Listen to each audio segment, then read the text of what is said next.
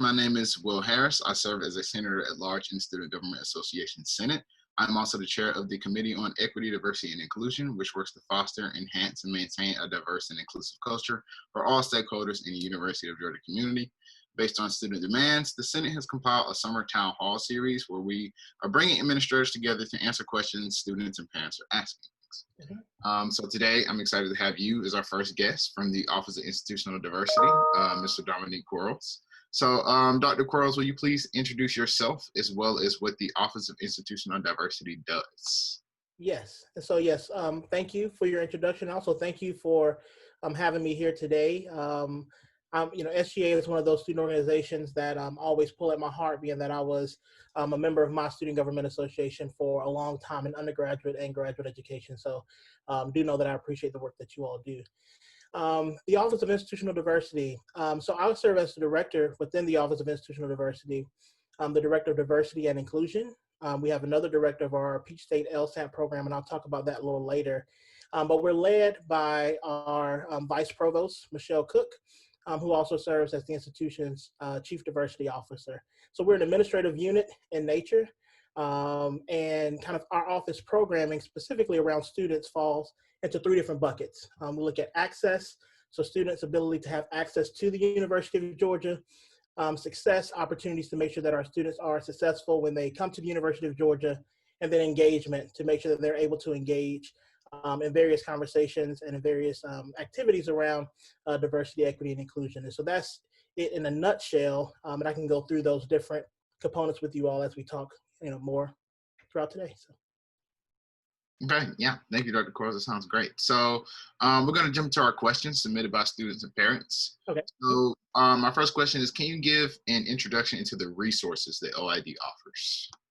Yes, and so first I would like to say the Office of Institutional Diversity is on North Campus, and so it is right behind or right in front of the arch, depending on which way you're looking at or from campus. We are on the second floor of the Holmes Hunter Academic Building, and so the same floor as financial aid. And so if anybody is ever trying to locate us, I'm hoping that those landmarkers will serve you well in trying to do so. So as I mentioned earlier, our office can our services can kind of be in three different buckets in terms of access, success, and engagement. And so a service that we offer for access, we have a program called Georgia Days. A lot of students across campus are familiar with Georgia Days. It's a student organization, but it's also a program. In the fall, the student organization goes into high schools to try to pique interest in the University of Georgia, generally in the Athens and Atlanta area, my apologies, to try to pique interest and answer questions that students may have about going to college in general, but also going to the University of Georgia.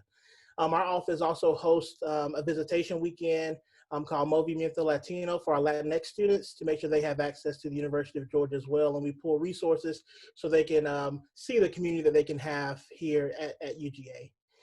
In terms of our success portfolio, we have a couple of programs. One is our RISE Scholars Program, and it starts off with a dog camp experience. So we have Dog Camp RISE that happens throughout the summer. And then those students go through a year-long program about academic success, and they're first-year students. So it helps them in their transition to college and also helps them answer questions they may have in their first year, as many students do. Our GAME Scholars Program, GAME stands for Georgia African American Male Experience. I'm the director of our GAME program. Our GAME Scholars Program also has a sort of a kickoff in terms of our GAME weekend, and then they go through year-long programming as well. And that program has me as the director, an assistant director, a coordinator, as well as a business manager. So it's a well-staffed program, and students have access to, we help students try to get scholarships. We help them study abroad. We help them get research opportunities. And so it really is to center the Black male experience at UGA. And then the third success program we have is our Peach State Lewis Stokes Alliance for Minority Participation. That's a mouthful, but for short, it's called the Peach State LSAT program. And that's an alliance program throughout the state of Georgia that focuses on getting underrepresented students through a STEM degree and into a STEM graduate program and or profession. And so we work with students year round, making sure that they have all the resources at their disposal that they would need to get successfully through their STEM education, as well as into another elevated form of education in terms of graduate education and or their career. And then the third bucket, engagement. Our two biggest engagements are our Lead Fellows program. And that program allows students to engage with our office, but also other senior administrative units and some leaders within the Athens-Clarke County area to talk about issues of diversity, equity, and inclusion, and how those folks' jobs, how it incorporates diversity, equity, and inclusion. Everything from admissions, the VPSA, the Vice President of Student Affairs office is generally a piece of that program, sometimes the mayor's office. And so it lets them know at a high level what how diversity, equity, and inclusion is infused in these different roles. And then lastly, our Perspectives Advisory Board is a group of students who serve as our advisory board for our office. And so they generally talk about issues that they hear from their other students and colleagues, bring those up to us, and then we have discussions about why those things may be the way they are and how we may be able to change those issues. Often we'll find the faculty or staff member who's on campus whose job falls within that area and bring them in to have a conversation to see what kind of change could be made. And so those are the three buckets: access, success, engagement. Okay, thank you. So our second question is, how, if at all, has the pandemic affected services and resources within OID? And so for us, the pandemic has been a challenge, and I think this is reigns true for a lot of educational institutions. However, it's been one that I think at the University of Georgia we've been somewhat we were somewhat well resourced to handle the challenge. And so what we did when the pandemic happened and when we were called to all go from a distance, we transitioned our programs to online. And so April is generally a very busy month for our office. We have the game weekend, which centers the experiences of African American men. We have Movimiento Latino, which centers the experiences of our Latinx population, and we also have Georgia Days weekend, which centers the experiences of our Black students on campus. We put all those into one and created a new virtual experience called UGA Ready, in which we had parents had an orientation session with us. They were able to speak with folks from financial aid, folks from housing, folks from the Division of Academic Enhancement, folks from not study abroad, but the honors program and undergraduate research, CURO. And so, so that was a great experience for parents. And then later on in that day, their students were able to break out into sessions that they would have had if they were a part of those programs on campus. And so GAME had his own breakout session, Georgia Days had his own breakout session, and Movimiento Latino had his own breakout session as well. And so we were able to, kind of utilize the resources we have at Georgia to make sure that students still understood that we were here for them. It's also pushed us to communicate more. So generally we don't communicate as much with incoming students. We try to not fill their inbox so much. But this year we sent a couple of more messages out to make sure that they knew that this was, that our office was a resource for them. We gave them links to meet directly with our folks in our office if they had any questions. And now we're in the process of facilitating our Peach State LSAT program virtually. So that is generally a bridge program at the beginning in the summer. And now that is a virtual experience for those students. We've been able to increase the amount of students we can serve because it is virtual. And we're also preparing for our RISE scholars, our RISE Dog Camp RISE program, which is the jumpstart for our RISE Scholars program, and that will happen in mid-August. And so it hasn't stopped any of our programming. However, it has changed the way that we deliver it. Okay, thank you for that. Mm-hmm. Let's see. Already kind of answered that one, so I'm going to skip to, how has OID been committed to serving its students through its mission statement? Yes. And so OID is an institutional office. It focuses on faculty, staff, and students. And really it focuses on anyone who has contact with the University of Georgia and making sure that the university is a diverse and inclusive place for work, for study, for visiting, for all of those reasons. And so our mission statement is multifaceted. I think the piece that directly relates to students is providing opportunities for students to engage in issues around diversity, equity, and inclusion. I think those pieces around access, success, and engagement also are interwoven into the mission of OID.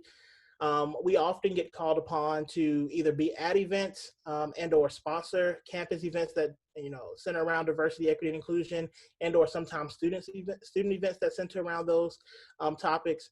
And I think one piece that a lot of people don't make the direct connection with is that our office is also charged with recruiting diverse faculty to the University of Georgia. And so we engage in trying to get more diverse faculty to come to the University of Georgia, as well as engage in educating the faculty members who are here, no matter what their identity is.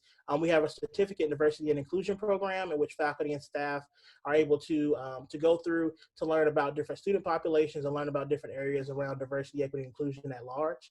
Our certificate program is one of the programs in highest demand at the University of Georgia. And so we're very excited and always have been excited about that. And currently we're working on ways to expand that capacity of that program so we can have more people engaged. And so I think those are directly related to student success and us committing to serving students at UGA. Okay, thank you for that. So what advice would you give to incoming students, specifically Black students and students of color during this time? Yes. Well, the first advice I would give to students in general is recognize that we are in a global pandemic. Recognize that we are not in a normal. And it seems like every couple of years there's always quote unquote a new normal, but recognize we are not in a normal currently. And so find ways to navigate through that and to center oneself in that as you look to return to your formalized education at the University of Georgia. For our Black students and our students of color, I would urge you, as I always would, to get connected. University of Georgia can be a very large place. We try to find ways to make it small. Our office strives to find ways to make it small for faculty, for staff, and for students. But for our students, connect with other students. Our Georgia Days group, in collaboration with BUGA, they are launching kind of a new program to get connected with undergraduate students. So connect with students who are currently here, also connect with faculty. Through the Odyssey program, you're able to kind of get to know a faculty member, get to know what the research process is like. You're coming to a Research One institution. And so get to know what that culture of research is like through your faculty members. And the last thing I would say is get connected to staff and or administrators, whether that's in the Office of Institutional Diversity, or if that's in International Student Life, or if that's in Multicultural Services and Programs, or a host of other offices across campus. Make sure you get connected with folks who are truly, truly committed to serving you. And there's a lot of those folks at the University of Georgia. So. Okay, thank you for that. So keeping me in the theme of being connected, Yes. what is the best way to get connected and stay updated with OID throughout the year and before arriving or returning in the fall? Yes, the best way to stay connected with OID is by attending one of our programs. And so if you attend one of our programs, we automatically kind of put you on our listserv, and you're entered into what we call connections. So in talking about getting connected, we have a portfolio that's called Connections. And we strive to make sure that students get the information that's relevant and timely for them and for their success at the University of Georgia. And so engaging in our office, reaching out to our Assistant Director for Student Initiatives or one of our graduate assistants, Marcus Dexter or Gabi Sains, reaching out to one of them and let them know that you are interested in finding community at the University of Georgia, and we will do our best to make sure we get you plugged in. Okay. Let's see. So you mentioned the Dog Camp Rise program. Could you Yes. tell us a little bit more about this? I'm also involved in Dog Camp too. I'm one of the leadership team members, so I'm quite familiar with Dog Camp Rise. So Yes. you can just share a little bit more about that program. Yes, and so unfortunately, is the deadline for that program just passed a couple of days ago. But I can still tell you about the program. The Dog Camp Rise program is one of the tailored dog camp programs within the Center for Teaching. Well, they just changed their name, so I don't know the new name, but within one of the offices in Student Affairs for Student Transitions. Yes, there we go. The Student Transitions Office within Student Affairs. And so we collaborate with them to create an experience specifically that centers around students of color. And so generally our students will spend maybe 2 to 3 days on campus, 2 to 3 days at a campsite. We will talk to them about academic success, what it means to be a student at the University of Georgia, ways to find community and build community at the University of Georgia, ways to get connected. And that will then turn into a year-long program about academic success and us checking in on the students to make sure that they are well, they're holistically well. We sent out email invitations for that program about a month and a half ago. We recently had a lot of students apply. And so I'm very excited about that. And we'll be sending out kind of acceptances for that program in the near future. But yeah, so that's in a nutshell. The Dog Camp experience in general is an extended orientation experience to the University of Georgia. Ours is tailored around identity and centered students of color. Okay. Well, Dr. Quarles, thank you for taking the time to speak with us today. We already kind of wrapped it up a little bit, but again, we invite all parents and students to visit diversity.uga.edu to learn more about the Office of Institutional Diversity. I don't know if you have any final words or anything you want to say before we depart, but I'll just give you this space to go ahead and just say anything you want to say to any final words to first year students in UGA community. Yes, and I guess my parting words for this engagement is that I am very much so looking forward to welcoming students here in the fall. I'm looking forward to speaking with parents in whatever format that may be, and I'm looking forward to seeing our students succeed through this. And yeah, so I think that now more than ever, we have to find ways to be innovative, to serve students. And I think that serving students has to be on the forefront of everything we're doing. And so the Office of Institutional Diversity is committed to that. And so welcome new Bulldogs, and I'll see you soon. Thank you, Dr. Quarles. Morning, Dr. Cooper. So today I'm excited to have you here, Dr. Sharonda Cooper, from the Department of Multicultural Services and Programs, or as we like to call it, MSP. So Dr. Cooper, will you please introduce yourself as well as what MSP does on campus? Sure. Well, good morning to you as well, Will, and thank you so much for having me. MSP is always excited to be a part of these initiatives to reach our student base as well as families and members of the community and answer any questions that they may have. So my name is Dr. Sharonda Cooper. I am the director for MSP, and our office is designed essentially to work toward creating an inclusive and inviting campus community here for the students, assisting them as they build community, supporting them through their development, and affirming their overall experiences as students here on campus. And this is achieved through a number of different programs and events throughout our office. So things that our office is mostly easily recognized for with our students would be our Heritage Months. So we have our Latinx Heritage Month, Native American Heritage Month, Black History Month, as well as APITA Heritage Month that we offer different programming and events for students here on campus. Our office also advises 12 different culturally diverse student organizations here on campus that facilitate a lot of different engaging programming here as well with the student body. And then we also facilitate different workshops and lecture series for student organizations, faculty members, classes, staffs at request as well for campus. So a little bit of everything. Yeah, okay, thank you. So can you give an introduction into the resources that MSP offers? Gotcha. So many of our resources, kind of with some of the things that I mentioned earlier with the Heritage Months and the programming, a lot of that aligns with the campus overall to assist students in building community. We also offer a summit. So this past year was our inaugural, scheduled before our experience with COVID, inaugural Men of Color Leadership Summit here that we facilitate on campus. We also partner with a lot of student organizations here on campus for cultural programming. We offer space and resources here. We have the intersection that's located in Tate that really explores the intersections of students' identities here on campus. We bring in a lot of guest speakers here on campus, so we're always open to requests and feedback from students about things they'd like to see, things that they'd like to become involved with here on campus. So students are able to get involved directly with the MSP office for events that we facilitate, as well as becoming a member of one of the 12 different student organizations that we advise here on campus. Okay.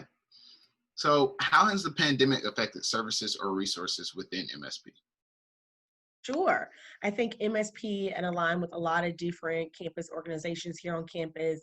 I've had to take a moment to really look at how we facilitate programming to our students, specifically from a virtual format. So one of those aspects is our Write Us Sankofa. It's a commemorative graduation ceremony that we offer for students here on campus in the spring. It's a really big program that has over typically about 200 participants on average that engage in this program. Families are able to be involved in the program. They do a lot of the spelling with their students. It's very engaging and very rich from a cultural standpoint. And this year we had to switch that over to a virtual format, right? So that was really interesting. I think for a lot of departments, a lot of universities across the country with, how do we commemorate such a magnificent occasion for students virtually, right? And so for us, it was going back and looking at, creating a video for our students, having students send in pictures and identification so we could create a web page specifically to commemorate this experience, mailing them their stoles, sending them, letters of encouragement. So a lot of that this year has been how can we still support our students and let them know that we're here. If students go and visit our webpage now, it's the MSP at UGA.edu. There's a video that we designed to celebrate our students and to let them know with so many different things kind of going on right now throughout our country, we are here for them. So in that video, you can see members of MSP, you can see members of student affairs, different department heads, different staff members and facilities and management across campus. All of these individuals reached out and said, hey, we want to be a part of this video that you guys are doing that we heard about. And so it's really cool. It turned out a lot of support. So if anyone's ever interested, they can just drop by our webpage and kind of see that visual support to let our students know that although they're not presently physically here with us right now, we're still very much so here for them and available to them. Okay, that sounds great. So are there specific cultural programs or events your department will be hosting in the fall to help students transition? Sure. So one of our signature programs that we offer is MSP First Friday, and that is the first Friday of the start of the fall semester, and it's essentially our signature open house event where students are able to come in and meet our staff. Traditionally, we've offered like games and things that they can do.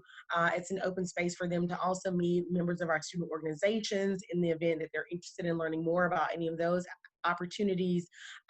This year, we may be doing it a little differently because of COVID, but it's still definitely something that's going to be an access for students here. In the fall semester, we also have our Latinx Heritage Month that will offer events for students, and then Native American Heritage Month will be available for our students as well. So there'll definitely still be things. We're also working with a couple of campus partners this fall to look at opportunities for students as well.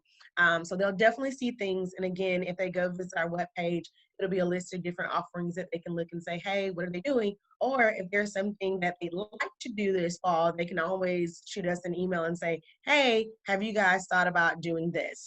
Because we're always open to new ideas. Okay. So how can students get involved with MSP? Sure.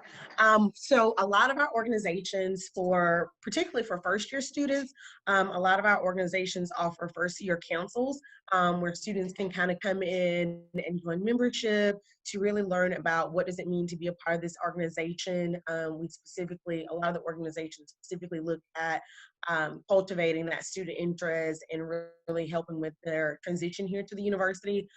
So we have, for example, our organization, BAC, the Black Affairs Council, they offer, it's called FAB. So that's their freshman advisory board that they can be a part of. HSA, our Hispanic Student Association, they offer first-year programming advisory boards for our students, as well as AASA for our Asian American identified students. So there are a lot of different organizations that students can be a part of, but they can also just kind of reach out and just say, hey, I just want to learn about it without necessarily committing themselves to. We're always more than happy to set up time to meet with them, to explore what our office is doing, what our student organizations that we advise are doing.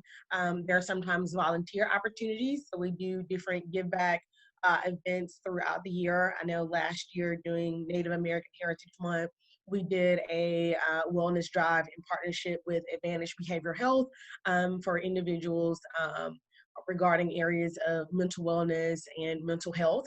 So a lot of students were able to donate different goods for individuals that we were able to donate to Advantage. So that was great. We take different trips sometimes. So students are like, yeah, we still like to go on field trips. So depending on the request and the feedback, there may be different cultural events that are going on throughout the state that we can also transition to. But we have an open door policy. We're located in Memorial Hall. I know a lot of students are like, where are you guys, right? Like, how do I even find you? So we're in Memorial Hall, located on the 4th floor, and they're available to drop by anytime they like. Yeah, that all sounds great. As a member of, well, I was a member of BMLS's freshman council, I can concur. I Like remember. the freshman experience is definitely like very accessible in MSP. Thank you. So how can UGA and the student body better support students from different identities? Sure. So I think UGA does a really good job of facilitating different resources for students and cultivating and building and supporting allyship for a lot of students here on campus. I think kind of being a member of BMLS, that organization started the initiative to get the Black Male Leadership Summit, right, off the ground. That was something that was spearheaded in support by the university, right? So having those conversations, the president's office does a lot with opening their doors to the student organizations under MSP every fall semester. The president does a meet and greet with them to kind of sit down and listen to what are some of their needs, what are some of their experiences. So I think we do a really good job with that.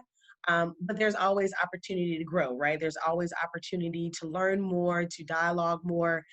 I think a lot of institutions across the country, not just UGA, are having those conversations, right? And looking at context of the university from a historical perspective and how this engages with our students right now and their lived experiences as members of this campus community, and what does that look like? So I think EJ does a really good job of saying, we are here, we are open to listening and learning and growing and acknowledging that there is growth still to be done. Yeah.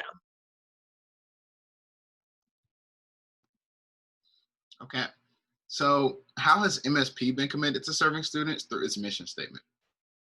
Sure. So again, our feedback is always about creating an inclusive campus community and building community amongst our students. So in addition to what we offer, we're always open and engaging in different collaborative partnerships with different departments here on campus. So we look at partnerships with MSP and Greek Life, and what does that look like, right? Or MSP and Student Union, MSP and the Health Center. We're always open to reaching a broader audience with our student. I think one of the biggest misconceptions is a person says, how do I fit in, right? But it's like, everybody fits in here, right? Everyone is welcome. Every student is welcome, regardless of your background or how you may identify. You are a student here that has so much potential and so many different things to offer. So we're always open to partnering with so many different campus and community vendors and partnerships here. So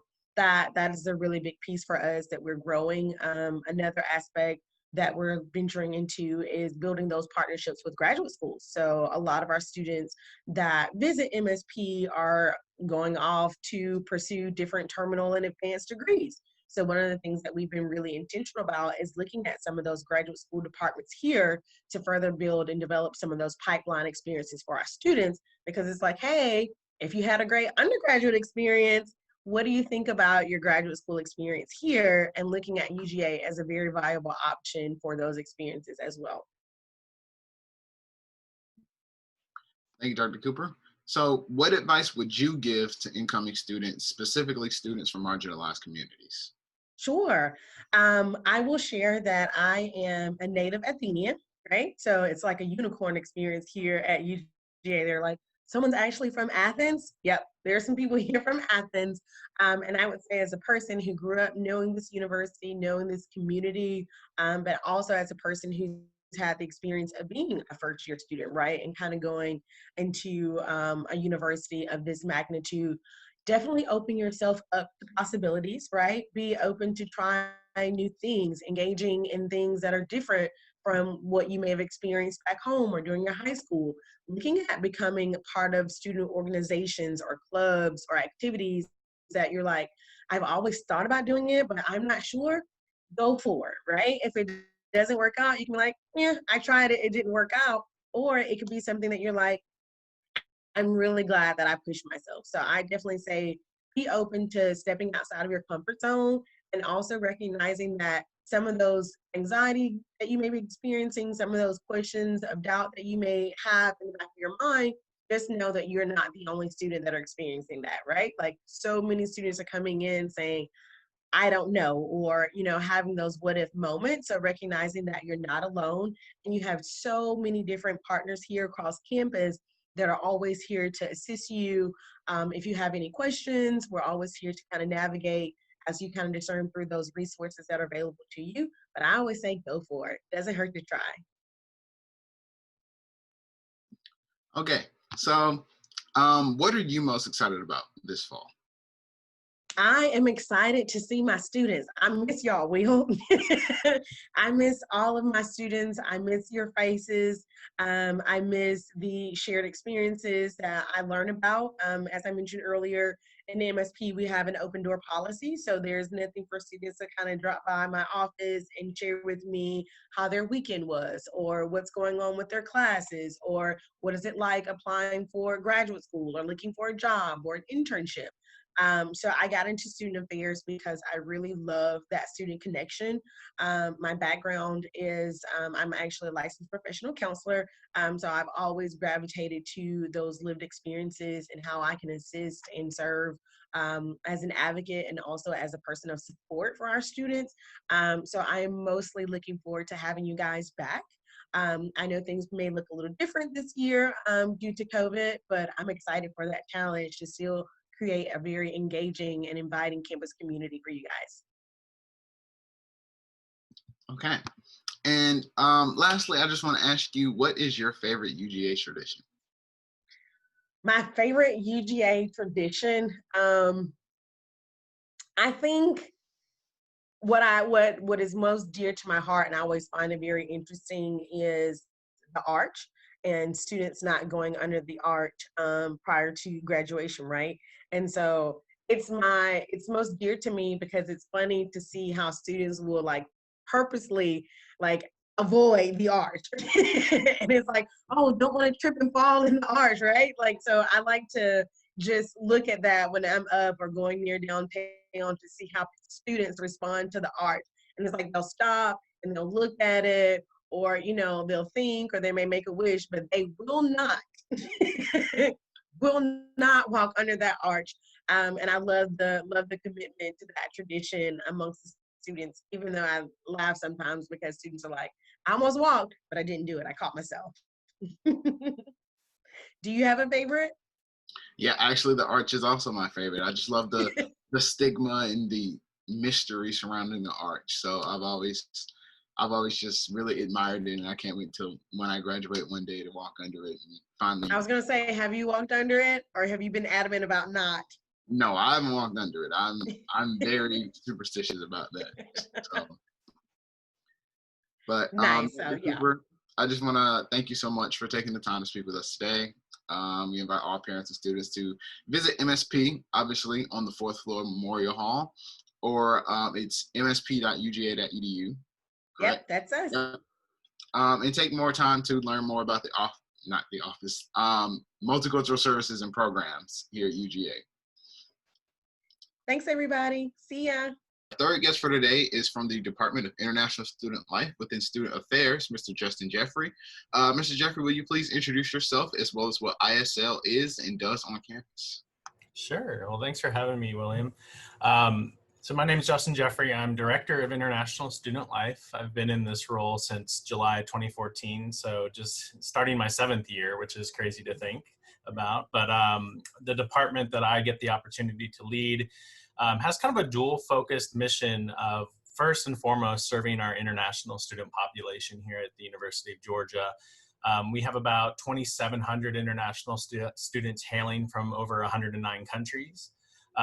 And when we say serving that population, it's everything from unique orientation experiences for those students to a unique graduation experience for them as well, so everything in between.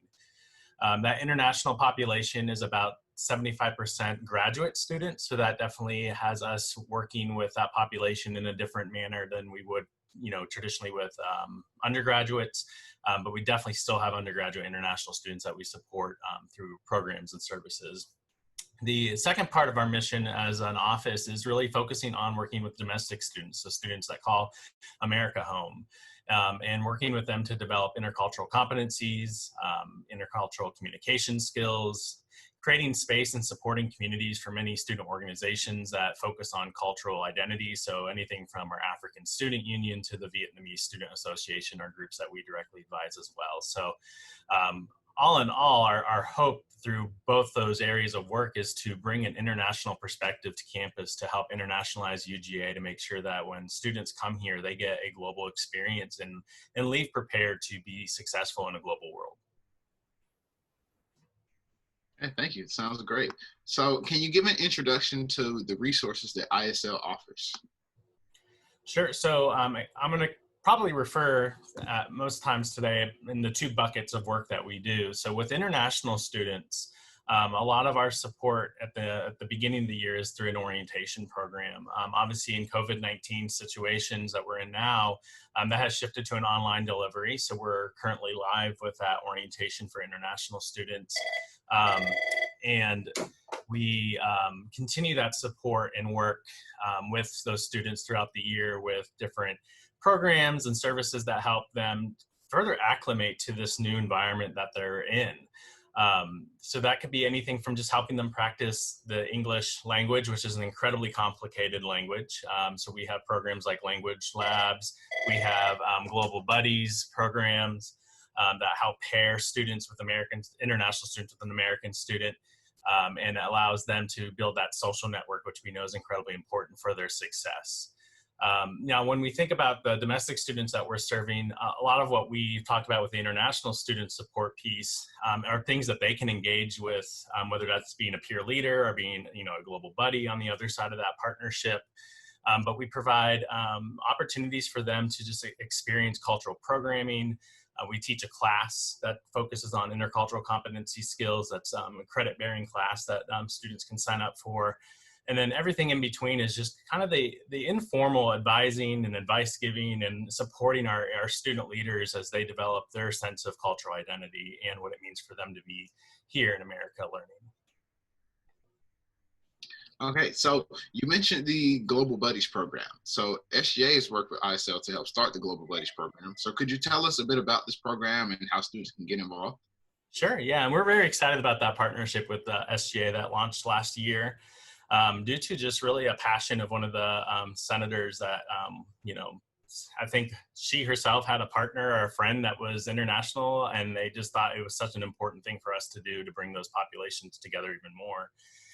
So this is it's a great opportunity because it doesn't require a ton of commitment from a student. We understand that UGA students are over-programmed at times. There's a lot to choose from. There's a lot to commit yourself to. So what we wanted to create was an opportunity that was accessible and manageable for students that may want to give different levels of commitment and buy into that experience.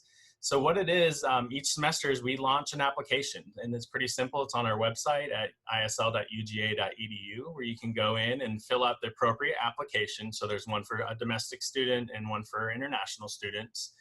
And we take that information, we try to match along all these variables of interests and preferred gender that you may want to be paired with, And then we pair those. We use an algorithm to pair those people the best way possible. We do a kickoff event where we give some light training about how to make that experience impactful, talk about culture at a high level to kind of prime some of the conversations that they can have with their buddy. And then really we turn the students loose to really make that experience what they want it to be. We want to make sure that those partners are, committing to it at the same level. So we'll check in at times to see if, they're meeting and how the relationship is going, so that we can make sure that we can tell that story of the success of the program as well. But we really want to leave it flexible and fluid for those people to, or those participants, I should say, to engage in a way that makes sense for them. We do some light programming around that. So we create opportunities that buddies can come together to events, so that in case they're struggling to find something in Athens or on campus to go to with each other, we've created some things in the past, and SGA has been a great partner with those events as well. I think one event last year was Global Trivia Night, part of International Education Week, and that was a great event for Global Buddies to come out to as well. So that's a great event, and it's a great program that I'm really excited about seeing grow over the next few years. Awesome. So what services and resources will be offered to help international students during this transition? Sure. So we, as a department, made a pretty successful and quick pivot last spring semester when we, the University System of Georgia decided to move to an online instruction for the remainder of the semester. And what we found out pretty quickly is that we are able to provide a lot of the individualized support that we're known for as a department in a virtual setting. And that's going to be something we continue. We've become more refined in our ability to Zoom and kind of manage the multiple appointments that we have to balance each day. We've purchased Zoom webinar sessions so that we can do larger group sessions with international students, which will be something that we'll roll out this summer, later in July, and get into early August with the online orientation program as well.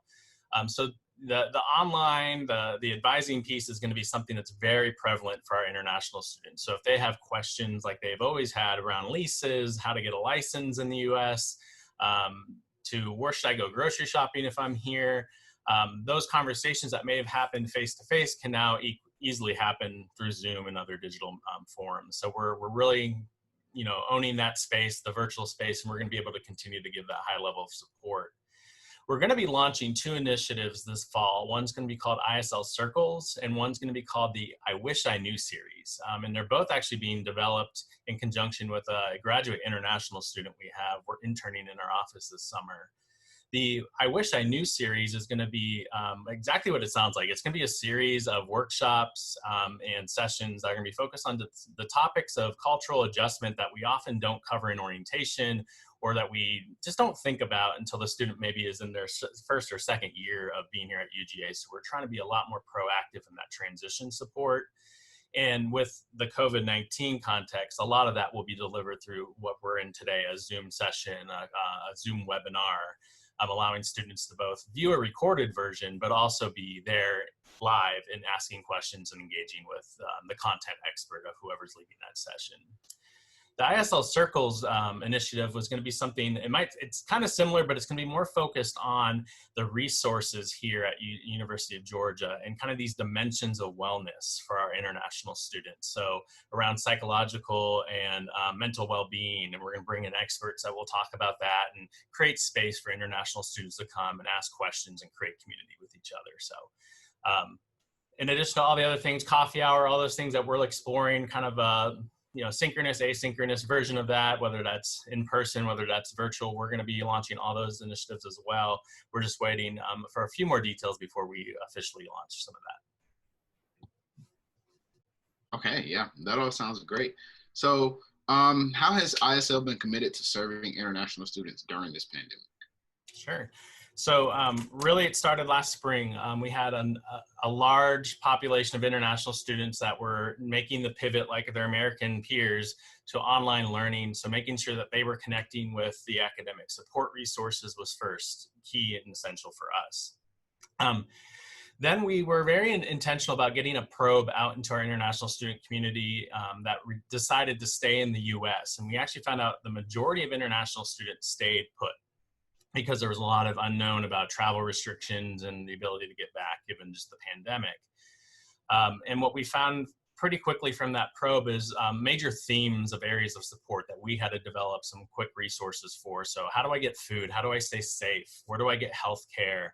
All these dimensions that we were able to pull together, one, our fantastic partners on campus to bring some of that information to them in a synthesized, centralized way, but also developing some new resources so that we could answer the specific questions that certain international students had. So a lot of it was, response in the initial days, and that has then informed how we move forward through the summer and then how we will move forward in the fall as well in a kind of a hybrid model of making sure that we're leaving our online resources updated, leaving our staff as very accessible through online measures.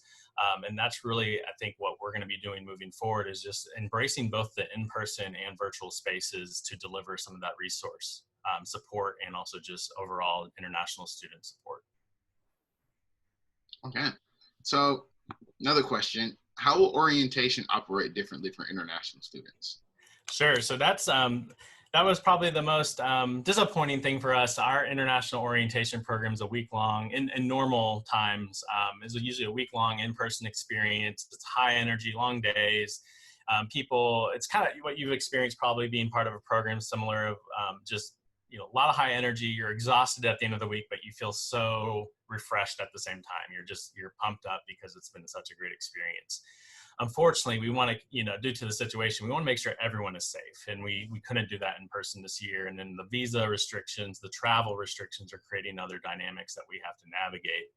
So that being online this year is definitely pushing us out of our typical boundaries to really figure out how do we deliver content in a way that makes sense for this population coming in. And so we're using the ELC platform, and we did that strategically. One, it wasn't necessary for us to go learn a new platform. It was good for us to put it in that platform that students are going to have to know how to use anyway, because a lot of classes are on ELC or have an ELC component. So a lot of the content that we would have been covering in person, whether that was a presenter or through their world leaders, which are our orientation leaders, are being provided through videos, voiced over PowerPoints on ELC with some learning quizzes so that we know that students are getting the content and understanding what we're covering. And we're also building in some hybrid pieces where our world leaders, again, our peer leaders, are going to be offering out sessions where students can Zoom in synchronously and ask questions and really still try to create that community, which is an important piece of our orientation program. The big change for us this year, in addition to moving to online, is that it's not required.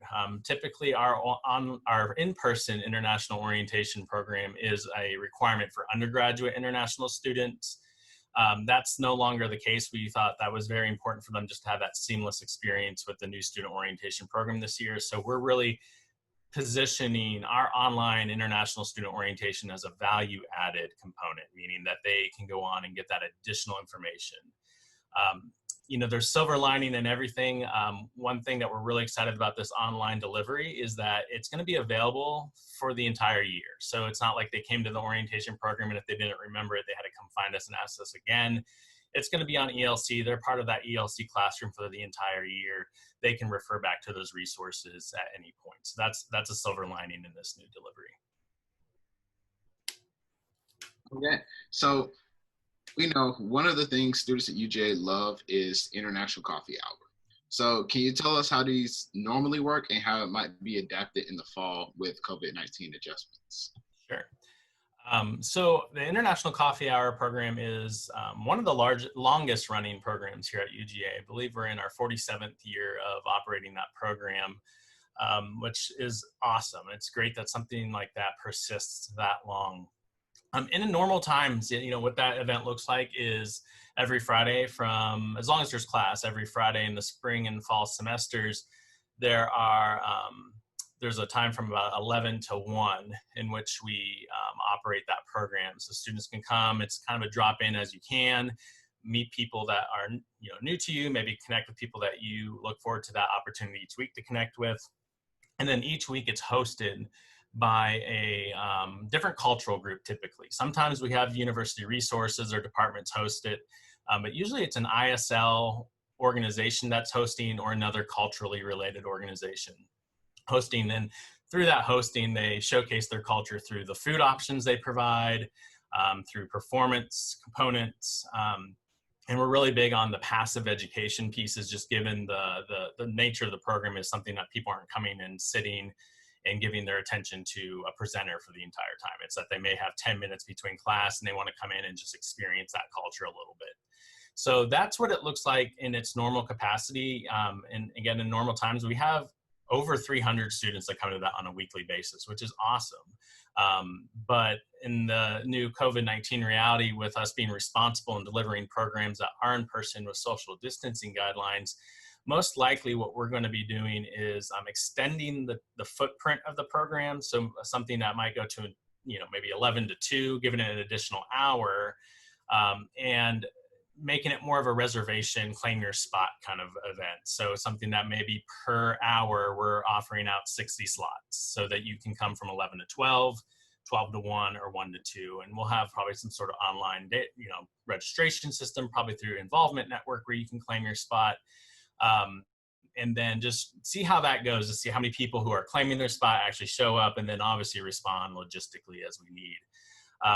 We're still working through the details, how food can be distributed safely and how we space people in the space, which is the Memorial Hall Ballroom, to make sure that the capacity of, again, 60 people in that space isn't, surpassed, and how we're helping students maintain that social distancing of 6 feet if, possible. So that's our rough plan right now. Those are still in the works. The plans are, at least, and we hope to have that information out and shared by the end of this month, early August. Okay. So how has ISL responded to the ongoing events and calls for social justice? Sure. So obviously our students that we work with are incredibly impacted, as are our staff. This is an area of work that we are incredibly passionate about, making sure that we celebrate difference, and that we are a place that anyone feels comfortable and feels that they have equal access and opportunity. I think about our domestic students that we work with. We work with a lot of domestic students, and that sometimes can be misunderstood about our office, because our title is International Student Life, but we do a large portion of our work with domestic students. Within that realm, we have a lot of first, second, third generation Americans. So there's a lot of students that are from minority backgrounds that are directly impacted by what we see in the media and obviously what's going on in our country. So a lot of our role has been to just, care for those students. What we've been doing is just connecting with the student leaders that we work with closely to make sure that they know that we are supporting them, and as they go through their reflective journey and how they may be wanting to use their organization platforms as a way to bring change or advocate for change. And a lot of it is us working with our great partners in OID, MSP, LGBT Resource Center to help situate some of their resources too for those students. Now, when we think about international students, a lot of them are coming into a whole new cultural context when they come to the United States, and a lot of that is the societal pieces, right? So the concept of race, the concept of social justice means very different things in different countries and different cultural contexts. So our role working with those international students is, for one, to let them know what environment are they now in a way that they can make sense of what they're going to see in the media, what they may experience themselves as a student here, and just really giving them the space to learn and chart that path for themselves, but also giving them the information that we know is important for them to know ahead of time so that they are successful in that journey here at UGA. We often say our international students come to UGA and they're immediately applied all these labels that were never given to them before, right? So first and foremost, they're an international student. That label's given to them. But they may be a student that is from a country that's completely homogenous as far as identity. So they've never really thought about race. So now they have a racial identity that's applied to them. And we really want to help them navigate what that means and how they can find their voice while they're here at University of Georgia. Okay. How can students contact or get involved with ISL? And does the department offer office hours? Sure. So we have a pretty active social media presence. We have 2 undergraduate communication interns that we employ each year. So that's a shout out if you're a PR major or a marketing major, someone that wants to go into some of this work in your career. We offer those out as opportunities. And those 2 students really are the engine for our social media outreach, which is a great way to get connected with us and knowing what we're doing as a department. They also help us craft our weekly newsletter, which is a great way to immediately start getting plugged into what events are coming up for ISL, what our organizations and other groups are doing on campus. And that's pretty easy to join if you go to our website, isl.uga.edu. There's a menu that I believe says connect with us or connect with ISL, and it will drop down and you'll see all these options. One of them is join the newsletter, and you can just fill in your name and email address and you're immediately added to that. On that same menu, kind of to your second part of that question, there's the staff listing, and that's an opportunity for students to see who's in our office, who works here. But there's a book a meeting button right there, and that syncs with all of our calendars. If you want to set up a meeting with us, you just set the person you want to meet with, the date, the time, and you can see our availability and get something scheduled. We're very available to our students. That's something we pride ourselves on, and something that we intentionally keep time open, knowing that we not only have international students, but American students that want to come and ask questions about how to get involved and how to navigate UGA. Moving forward in COVID-19, those meetings will most likely be on Zoom, just out of the safety of the student and the staff. But the resource of us being available for office hours per se or drop-in time will be maintained just in a virtual setting. Okay, and for my last question, what advice would you give to incoming international students? Sure. So my main piece of advice for an international student that's coming to UGA is take advantage of the fact that you're at an American institution and specifically at UGA. American higher education, the reason it's so popular and so sought out by international students around the world is that it's unique in that it offers this co-curricular experience. That's something that makes American higher education, in addition to the great academics and the sports, all those pieces, it's the co-curricular opportunities to build community, make friends, build soft skills, the career ready skills that we talk about so much. So if you're an international student here, don't come and just go to class. Get involved, take advantage of what you've come here, hopefully to an American higher education experience to get.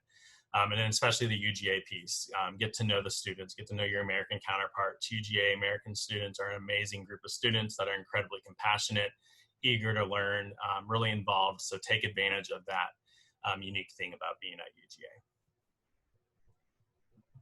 Okay. Well, Mr. Jeffrey, thank you for taking the time to speak with us today. We invite all parents and students to visit isl.uga.edu and check out ISL in Memorial Hall, if that's correct. Yep. And learn more about the Department of International Student Life. Thank you.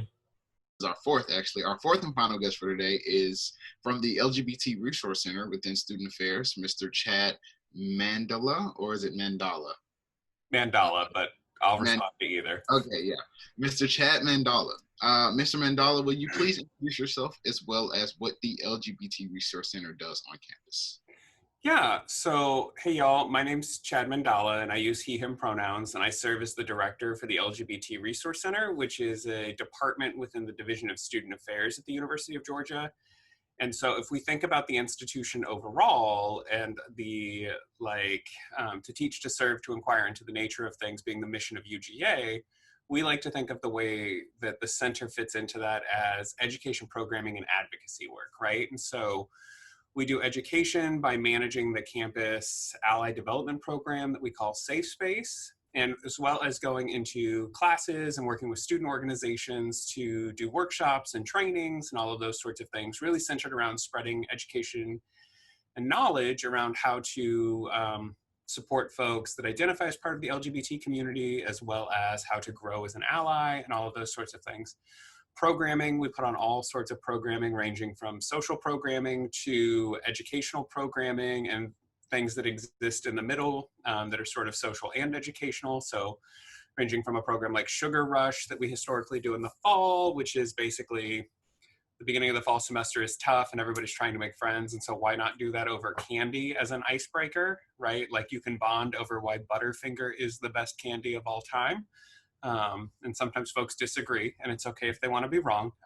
But all the way through, we do the Connect conference in the spring, which is a academic conference where students, faculty, and staff can come together and do presentations on topics related to LGBT students, experiences, all of those sorts of things. We bring in a keynote speaker, all of that. And so it's also a really cool way for students to kind of get their first taste of academic conferences, especially if they're interested in going to grad school.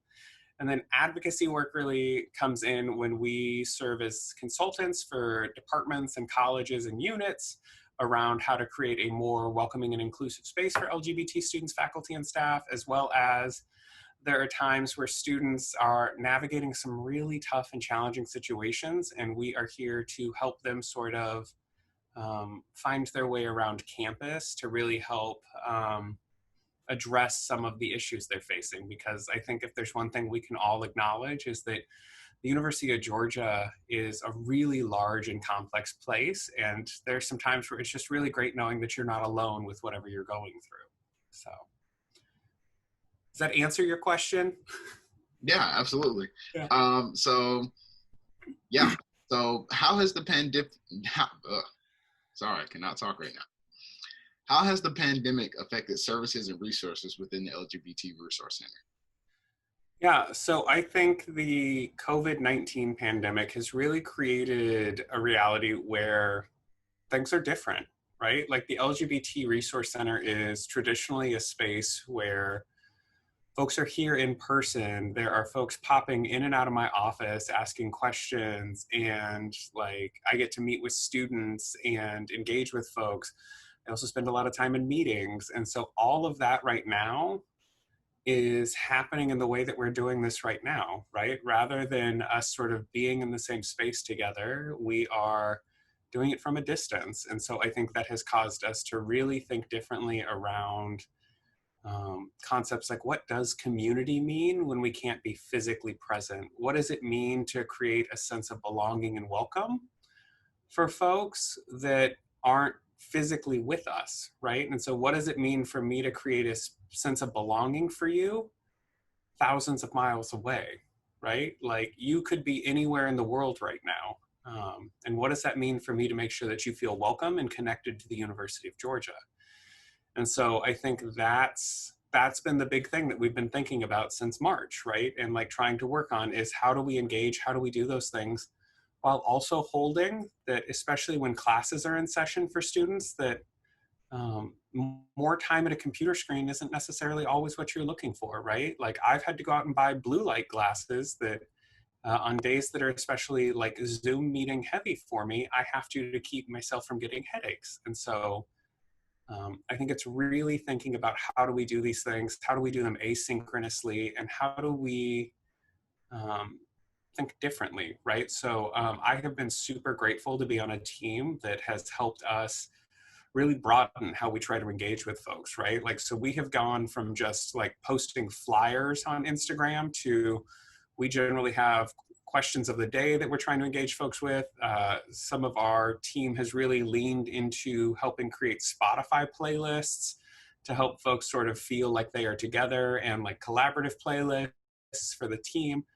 All of it. It's all just really, I've learned more about TikTok in the last 5 months than I think I ever had planned to. And so just all of those ways that I think we are trying to really make sure that students still know that they are cared for and supported, even when they can't come into the center specifically, like in a physical manner, that they can still come to the center. Okay, yeah, sounds good. Are there specific programs or events in your department that you'll be hosting in the fall to help transition students with LGBTQ identities? Yeah, and so there are all sorts of programs, and ever since the center opened in the fall of 2005, we have been working to make sure that every student that comes to the University of Georgia knows that they are welcome and they belong, and specifically trying to focus on that sense of belonging for queer and trans spectrum students. And so we'll have a whole host of programs that'll start in the first couple weeks of the fall semester to really make sure that folks are connecting and getting engaged. And some of the specifics of those are sort of nimble in their plans as we pivot around some of the guidance and guidelines that we're getting around events, but we are looking at the best ways to sort of do that and create those things. And so if folks get connected with us via Facebook or Instagram, we will make sure to keep the most up-to-date information available to folks about that. But there are definitely a ton of ways that we are going to be trying to connect with folks. Okay. So what is the best way for students to contact or connect with the LGBT Resource Center? So I think a lot of that depends on the student. And so there are some folks that are really trying to be engaged and like want to know everything that happens like the second that that information becomes available. And there are students that are looking for a more passive engagement, right? And so I think the breadth of opportunities that folks have to get engaged with the center range from connecting with us on social media, which is where we pass out a lot of our information. So Instagram, Facebook, Twitter, TikTok, Spotify are all platforms that we are on.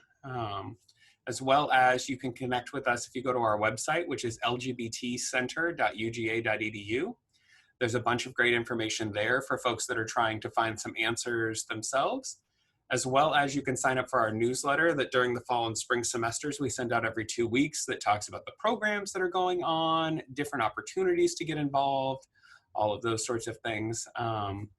And then you can also just feel free, if you have specific questions, to email us directly. And so you can just email lgbtrc@uga.edu, and that's our general inbox. Or if you have a specific question and want to email me directly or one of the other staff directly, you can find all of our emails on the LGBT Resource Center's webpage.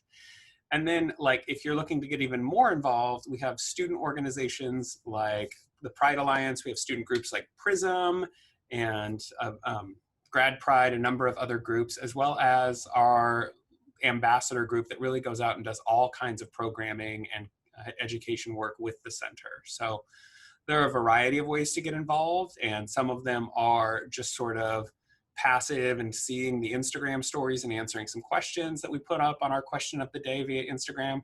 And they range all the way through getting really involved and becoming like an active student leader with the center. Okay, thank you. So how has the LGBT Resource Center stayed committed in serving students with LGBT identities? Yeah, I think that it is really one of those where we've really been in a space of listening and trying to hear what folks that are really connected to the center are saying that they need and what they're hearing. And so it's been reaching out to different student leaders, staying connected with the students that are involved with the center in some different capacities, and really trying to make sure that we're addressing the things that they're bringing up, that they're dealing with. And if it's outside the scope of the center to be able to address some of those things, making sure that we're connecting them with the folks on campus that can best help them, right? So whether that's partnering with our colleagues over in student care and outreach, or connecting folks with the Equal Opportunity Office on campus, it's all sorts of different ways that we are making sure that students know, and especially LGBT students know, that the Division of Student Affairs is here for them, and all of the units there. I know that I work with our folks in MSP and ISL on a regular basis, so Multicultural Services and Programs and International Student Life, as well as folks over in the Office of Institutional Diversity. And so really making sure that we are coordinating and collaborating to the best of our abilities to keep students having the best experience they can with everything that's going on. Yeah, thank you. So how can the campus and student body better support students within the LGBT Resource Center? Yeah, I think that it is really something where just remembering that we have all met someone that is part of the LGBT community throughout our life. They just may not have been able to be out to you at that time, right? And so that I think it really starts from a place of listening and understanding, and remembering that one of the great things about the University of Georgia is the way that it brings together so many folks that would have never interacted had it not been for UGA, right? And what that means and how we can all learn and grow from each other. And that I think that when it comes specifically to the LGBT population, it's about how do we create environments that welcome everyone, right? And those sorts of things. And that there are all kinds of ways of expressing who we are and naming who we are that are really important. And that just because it's different from the way that you feel doesn't mean that there's anything wrong or scary or bad about it. That I think that the University of Georgia would be a way less cool place if everybody was the same and had the same story, right? And so I think it's how do we honor everyone's story and sort of learn from and celebrate that? Awesome. So aside from things you've already previously mentioned, what are some ways students can get involved with the LGBT Resource Center? And can you tell us more about the ambassador program? Yeah, so I mean, I think there are a ton of programs that go on in the center already, but it's also something of where if students have ideas about what they'd like to see, we definitely encourage them to reach out, because that's how we continue to grow and improve, is by like engaging in that marketplace of ideas. And so there will be all kinds of programs in the fall and the spring and those sorts of things that will continue to happen to engage folks, and digitally, in person, all of those opportunities will be there. But it's something of where I think students, and the really powerful part about the student experience is folks get to decide what they want that to look like, right? And so as much as folks want to get involved and engaged, we're happy to have that. And the ambassador program, being one of those ways, is a year-long cohort-style experience that we select folks for in the spring. And so we have our new group of ambassadors that are getting geared up and ready for their fall. And it's an opportunity for folks to come together, and they help us do outreach and education. And so they will help us put on workshops. They do tabling, they help put on programs, and they also come together every week to really dive in on their own learning and sort of grow as leaders and members of the community. And so it's a really cool program that qualifies for an EL credit and does all sorts of great work. And the center wouldn't be able to reach the number of students that we do had it not been for these really committed student leaders that help us take things above and beyond. Okay, so what advice would you give to incoming students during this time?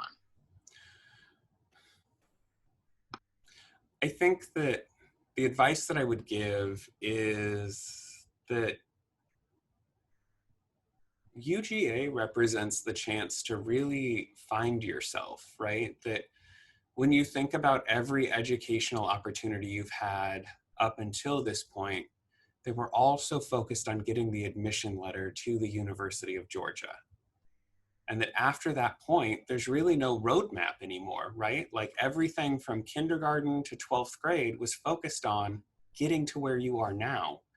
And that I think the beauty of college is you get to write your own path. And so really lean into figuring out what that is and what you enjoy and what you want to do. And so go try out the club, right? Like our colleagues over at Engagement, Leadership, and Service, there are hundreds of clubs. And if you manage to find an idea that isn't represented in those hundreds of clubs, it's a really easy process where I think you need like 2 friends and like $5 to go and like start a club, right? And so there's a really easy process to make that happen. And so do that. Take that class that sounds interesting. Go to that program that really catches your eye, and do all of the things, because this is your chance, right? And that you, for the first time, get to define who you are and what that looks like.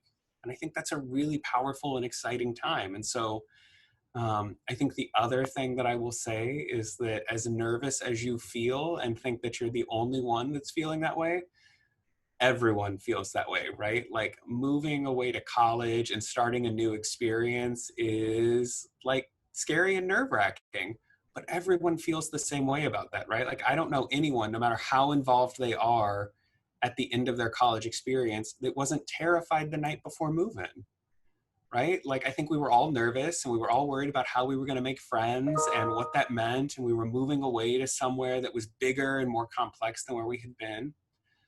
And we made it, y'all. And like, you will too. And so go and like live your truth and shine, because that's what UGA is here to help you with. Okay, so my last question is, what are you most excited about for this fall?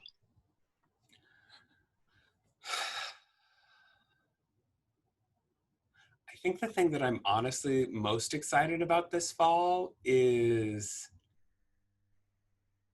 just really getting the chance to engage with folks. That I think that it's really become apparent to me that like the power of the center is in those connections in that community. And I think that while it may look a little different, I am so excited for the ways that we will get to engage again and do those sorts of things as we move together as like a community and navigating this all forward. And so I think that the ways that we can continue to connect and engage in new ways, and like how we can powerfully transform what community means and looks like, is exciting. And so I think that's what I'm really looking forward to, is how we all are going to continue to connect and build those relationships no matter what, right? Like that, I think that it's a really powerful thing, that the idea that the University of Georgia and what it means to be a member of this community transcends all of that, right? Like, and the ways that even these things that we're doing right now show that that commitment to connection can't be stopped, right? That even though we're doing this from a distance, we want folks to belong, we want folks to engage, and we want folks to succeed. And I think that's really exciting. All right. Well, Mr. Mandala, thank you so much for taking the time to speak with us today.